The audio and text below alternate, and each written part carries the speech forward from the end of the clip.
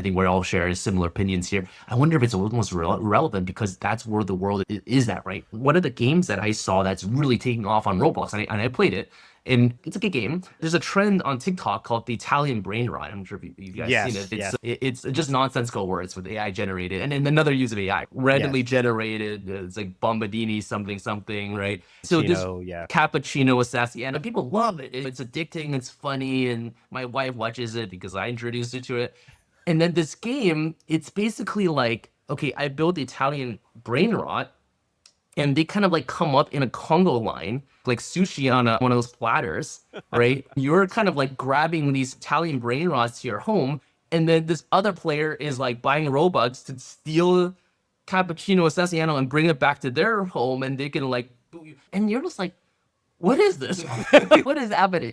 You know what? This thing has hundreds of thousands of players on Roblox, and it's incredibly profitable. His question is, say, hey, look, I might just, I might a curmudgeon, or is this, look, is this where the world is at today? And I have to meet the world where it is at today. And I think that's where, for me, sometimes I think about that, right? Which is we could go make Red Dead Redemption, or if we had the budget, we can, but is that where the world is at today? I think there's a market for it, but that's my question. Yeah, using Ramon's example for the food, I might be pushing this analogy too far, but yes, all the food competes against each other, but that doesn't necessarily mean that a Michelin star restaurant is competing against McDonald's, even though they are all calories. Yes. And so there may be spaces for AAA and otherwise. I think it is an interesting question because there's someone else I was talking to, and I wish I could remember who it was, where we were talking about generative AI in games. I think it was at GamesBeat actually, and the way they described it from the supply, you can generate all this content.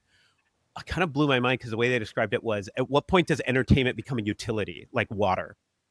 Like I'm just Hmm. like, it is so available that I'm just like, I just turn the entertainment, into my brain, Yeah. right? Because there's so much content, it's so available, it's so on demand.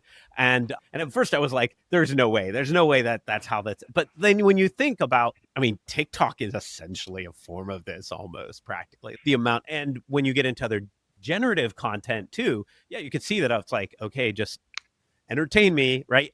From depending even on the medium that you're interested in, right? You could be like, yeah, I want it something interactive, or I don't want something interactive, but it's essentially on demand. We have so much content. Yeah, absolutely.